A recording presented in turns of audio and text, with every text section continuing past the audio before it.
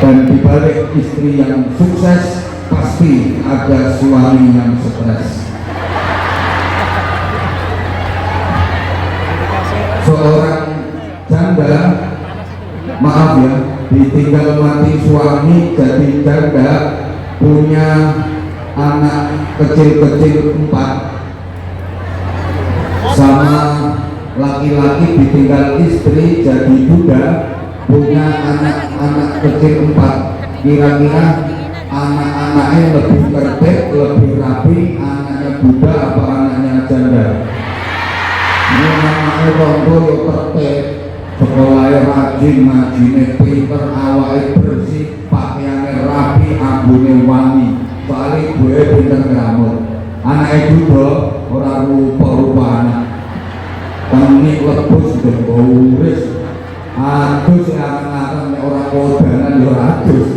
Kemudian bapaknya iso ngrumat, maka mohon maaf, banyak tokoh-tokoh hebat di dunia ini ternyata hasil didikannya rondo. Imam Ghazali itu didikannya rondo. Syekh Abdul Qadir Jilani didikannya rondo. Masih dalam kandungan sampun anak. Syekh Abdul Qadir Jilani itu masih dalam kandungan, abahnya udah meninggal. Imam Syafi'i masih kecil, abahnya udah meninggal. Bahkan Rasulullah Muhammad SAW itu juga didikan rondo, masih dalam kandungan, abahnya sudah meninggal. Presiden-presiden Indonesia itu rata-rata didikan rondo. Bung Karno didikan rondo, masih kecil, bapaknya sudah meninggal. Pak Harto didikan rondo, masih kecil, bapaknya sudah meninggal. Gus Dur didikan rondo, abahnya Gus Dur, Allah yarham, Kiai Wahid Hasyim, itu wafat di usia 39 tahun. Kok semuanya udah berhati sama aku sih? Udah, makasih. Kekasihku aja tak tolak, apalagi kamu. udah gini aja. Ini, abahnya Gus Dur, Allah yarham, Kiai Wahid Hasyim, itu wafat di usia 39 tahun dalam sebuah kecelakaan. Gus Dur sama adiknya yang masih kecil-kecil itu didikannya rondo. Pak Jokowi didikannya rondo oleh presiden-presiden Indonesia, itu didikannya rondo kabeh. Hidup rondo.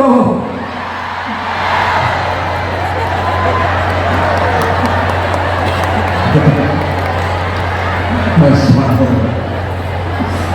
ya Allah ya Karim. Oke, Madrasatul Ula. Izin apa dia? Ibu adalah madrasah pertama, lembaga pendidikan pertama bagi anak-anaknya. Maka laki-laki sekarang nggak boleh terlalu menggaya kalau berhadapan dengan perempuan. Perempuan zaman ini banyak yang jauh lebih hebat daripada laki-laki. Saya sudah sering sampaikan apa yang dimiliki laki-laki, sekarang perempuan juga memilikinya. Banyak perempuan-perempuan yang prestasinya lebih hebat daripada laki-laki. Laki-laki bisa apa, perempuan sekarang juga bisa. Laki-laki punya apa, perempuan sekarang juga punya. Kalau diadu, menang perempuannya. Saya sering sampaikan, laki-laki mengandalkan ijazah, perempuan zaman ini juga punya ijazah plus wajah. 1-0. Laki-laki mengandalkan kelulusan, perempuan zaman ini juga punya kelulusan plus kemulusan. 2-0. Laki-laki mengandalkan keterampilan, perempuan zaman ini juga punya keterampilan plus penampilan. 3-0. Halo. Laki-laki mengandalkan skill, perempuan zaman ini juga punya skill plus skill. 4-0. Nggak usah ditambah, aku ngomong bener-bener antum itu sama. 4. Dan gue jangan aneh gitu. itu no Taiwan, coba pada nono Pekalongan.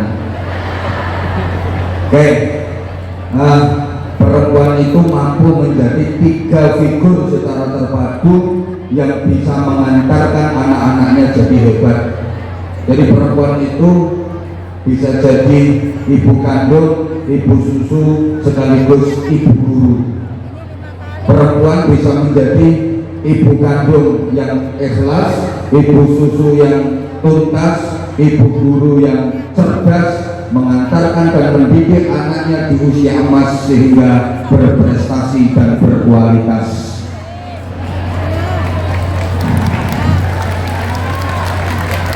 Sama, Rasulullah ibunya 3, ada ibu kandung, ada ibu susu, ada ibu guru. Ibu kandungnya Sayyidah Aminah, ibu susunya Halimatus Sa'diyah, ibu gurunya Ummu Aiman. Nah, anak-anak sekarang beda. Kalau anak-anak sekarang itu ibu kandungnya Siti, ibu susunya Sapi, ibu gurunya Wifi.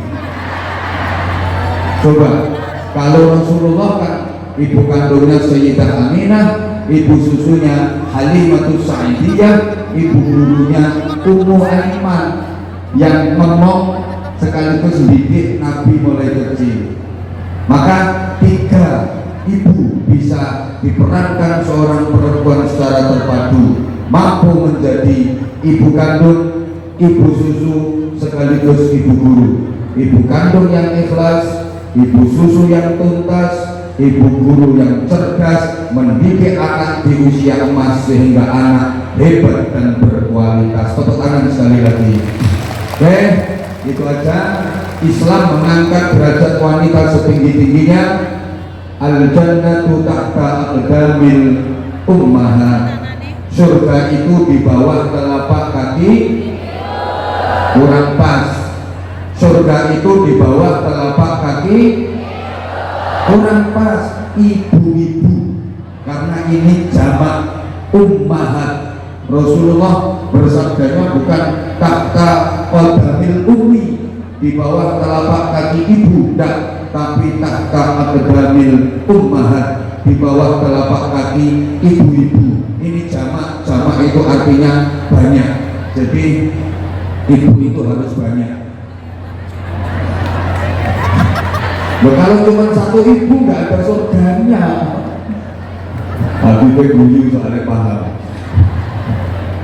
Maaf, bukan di bawah telapak kaki bapak-bapak, telapak kaki ini bapak-bapak kapal tok.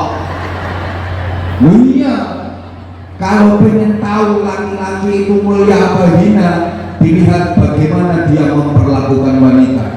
Ma akraman nisa illa karim, wa ma ahanahunna illa la'im. Tidaklah memuliakan wanita kecuali dia laki-laki mulia. Tidaklah menghinakan wanita kecuali dia laki-laki hina. Bisa diartikan begini, laki-laki yang memuliakan wanita, dia adalah laki-laki mulia. Laki-laki yang suka menghinakan wanita, maka dia adalah laki-laki hina. Laki-laki yang suka mengangkat derajat wanita, itu laki-laki yang tinggi derajatnya. Laki-laki yang suka merendahkan wanita, maka dia adalah laki-laki rendah. Kalau ingin tahu laki-laki itu mulia apa hina, lihat bagaimana dia memperlakukan wanita. Ada laki-laki kok suka menghargai wanita, suka menghormati wanita, dia laki-laki berharga, dia laki-laki terhormat. Kalau ada laki-laki yang suka merendahkan dan menghinakan wanita, maka dia adalah laki-laki rendah, dia adalah laki-laki hina. Rumokno nang lanang. Loh, baik buruknya negara itu yang menentukan malah wanita kok, bukan laki-laki. An-nisa imadul bilad, wanita adalah tiang negara. Kalau laki-laki kan cuma tiang jalan. Allahumma sholli ala Muhammad. Oke, sekarang mari kita ngaji singkat-singkat saja, mudah-mudahan waktunya mencukupi. Saudara-saudaraku semuanya, kalau kita perhatikan kehidupan akhir-akhir ini, baik kehidupan beragama, bermasyarakat, berbangsa dan bernegara agak mumet, ruwet, dan memprihatinkan. Ini bagi yang mau berpikir pasti akan merasa prihatin. Nah, jenengan-jenengan kok nampaknya biasa-biasa aja, jenengan-jenengan nampaknya kok santai-santai saja. Yaitu karena jenengan nggak mikir. Mungkin jenengan nggak mau mikir, atau mungkin karena nggak bisa mikir.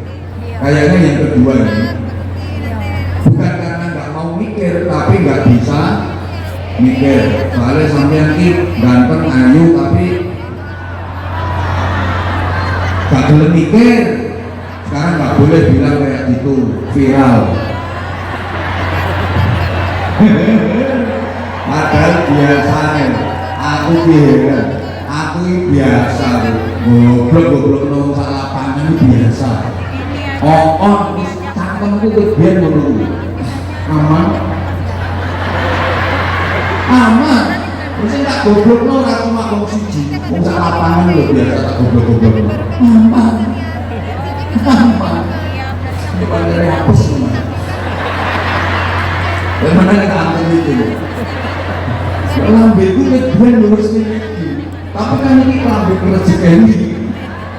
Allahumma sholli ala Muhammad. Allahumma sholli ala Muhammad. Coba kalau kita mau serius berpikir kehidupan akhir-akhir ini, kehidupan beragama, kehidupan bermasyarakat, berbangsa dan bernegara, ruwet, prihatin apa yang kalau mau berpikir. Ayo kita berangkat dari sabda Rasulullah Shallallahu Alaihi Wasallam. Bada'al Islamu ghariban wa sayaudu ghariban kama bada faquba lil ghuraba. Agama Islam itu bermula dari sebuah keterasingan, sesuatu yang dianggap aneh di tengah-tengah masyarakat. Nanti kata Rasulullah, agama Islam akan kembali terasing dan dianggap aneh di tengah-tengah masyarakat. Dalam situasi seperti itu, faquba lil ghuraba, sangat beruntung bagi orang-orang yang terasing dan dianggap aneh. Kalau perhatikan ya, ini butuh mikir, mendalami makna hadis ini butuh mikir. Halo? Islam itu berawal dari sebuah keterasingan, sesuatu yang dianggap aneh di tengah-tengah masyarakat. Pada mulanya Rasulullah mendakwahkan Islam, mengajarkan Islam, mengamalkan Islam di tengah-tengah masyarakat. Itu Rasulullah terasing, terpencil, dianggap aneh, tidak ada yang mengereken. Apa mengereken? Tidak digatekkan.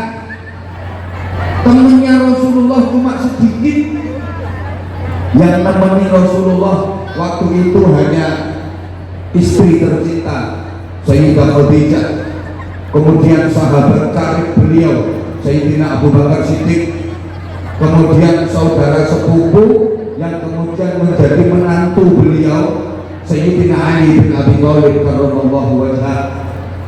Boloe Kanjeng Nabi ku mek titik, koncoe Kanjeng Nabi mek titik, mengamalkan Islam di tengah komunitas masyarakat yang semuanya jahiliyah, sehingga Rasulullah terpencil, terasing, dianggap aneh. Rasulullah ibarat cahaya yang berada di tengah-tengah kegelapan yang sangat pekat mencekam. Zaman itu, halo, Terus Rasulullah memprediksi wasayaudu ghariban kama bada, suatu saat nanti ini Rasulullah dahulunya sudah kurang lebih 1450 tahun yang lalu. Kata Rasulullah, suatu saat nanti agama Islam itu akan kembali terasing dan dianggap aneh di tengah-tengah masyarakat seperti permulaannya dulu. Saudaraku rahimakumullah, perjalanan Islam itu sekarang kurang lebih sudah 1460 tahun lah. Kira-kira yang disabdakan Rasulullah bahwa Islam akan kembali aneh dan terasing sekarang sudah terjadi apa belum? Halo, kan kalau sabdanya Rasulullah pasti benar, betul? Yang semangat dong. Kalau Rasulullah yang bersabda pasti benar, betul? Dan Rasulullah bersabda suatu saat Islam akan kembali terasing, Islam akan kembali aneh di tengah-tengah masyarakat, terpencil meneh. Kira-kira sekarang sudah terjadi apa belum? Belum apa sudah? Sudah apa belum? Oke, kalau kita lihat dari ramainya jamaah-jamaah di berbagai majelis, sepertinya belum. Islam makin ramai kok sekarang. Coba kalau kita lihat majelis-majelis taklim, majelis-majelis pengajian, tabligh akbar yang hadir jamaahnya ribuan, sepertinya Islam belum terasing, belum dianggap aneh, malah ramai kok.